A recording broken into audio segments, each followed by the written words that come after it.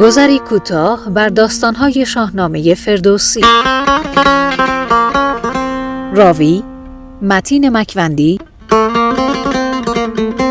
نوازنده عباس معصومی.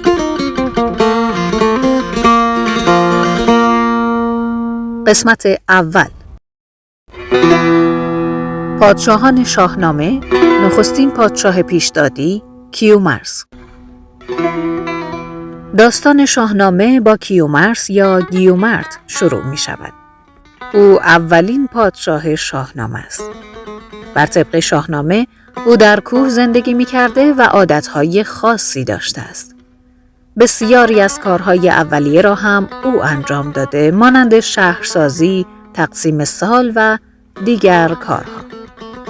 او نخستین پادشاهی بوده که ایرانی‌ها را ابرقدرت دنیا کرده است. همچنین او شهرسازی را هم به انسان‌ها آموخته و نخستین شهرهایی هم که ساخته عبارت بودند از استخر، دماوند و بلخ. فردوسی میگوید که این نخستین پادشاه هیچ دشمنی نداشته و همه با تدبیر او به خوبی و خوشی زندگی می‌کردند تا اینکه شیطان به او حسادت کرد و ادامه ماجرا. کیومرث شد بر جهان کدخدای، نخستین به کوه اندرون ساخت جای. سر بخت و تختش برآمد به کوه، پلنگینه پوشید خود با گروه. از او اندر آمد همی پرورش، که پوشیدنی نو بود و نو خورش.